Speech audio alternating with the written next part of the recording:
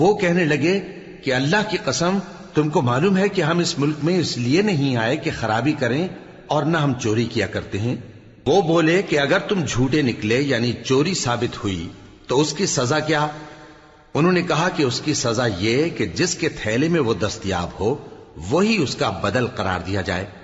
ہم ظالموں کو یہی سزا دیا کرتی ہیں۔ پھر یوسف نے اپنے بھائی کے تھیلے سے پہلے ان کے تھیلوں کو دیکھنا شروع کیا، پھر اپنے بھائی کے تھیلے میں سے اس کو نکال لیا۔ اس طرح ہم نے یوسف کے لیے تدبیر کی، ورنہ بادشاہ کے قانون کے مطابق وہ اپنے بھائی کو لے نہیں سکتے تھے مگر یہ کہ اللہ چاہے۔ ہم جس کے چاہتے ہیں درجے بلند کرتے ہیں، اور ہر علم والے سے بڑھ کر ایک بڑا علم والا ہے۔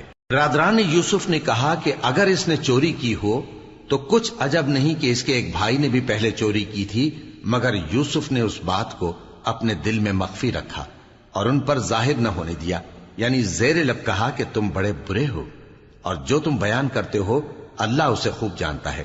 وہ کہنے لگے کہ اے عزیز، اس کے والد بہت بوڑھے ہیں اور اس سے بہت محبت رکھتے ہیں، تو اس کو چھوڑ دیجئے اور اس کی جگہ ہم میں سے کسی کو رکھ لیجئے، ہم دیکھتے ہیں کہ آپ احسان کرنے والے ہیں۔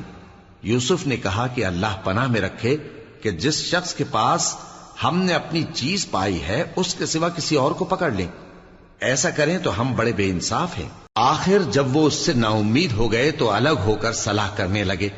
سب سے بڑے نے کہا کیا تم نہیں جانتے کہ تمہارے والد نے تم سے اللہ کا عہد لیا ہے اور اس سے پہلے بھی تم یوسف کے بارے میں قصور کر چکے ہو؟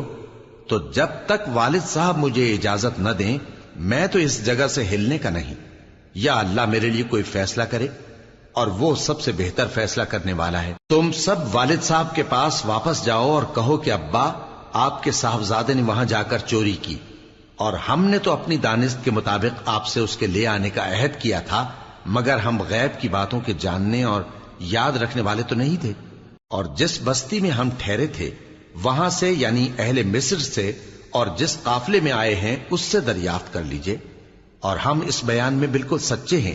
جب انہوں نے یہ بات یعقوب سے آ کر کہی تو انہوں نے کہا کہ حقیقت یوں نہیں ہے، بلکہ یہ بات تم نے اپنے دل سے بنا لی ہے، تو صبر ہی بہتر ہے۔ عجب نہیں کہ اللہ ان سب کو میرے پاس لے آئے، بے شک وہ علم والا ہے، حکمت والا ہے۔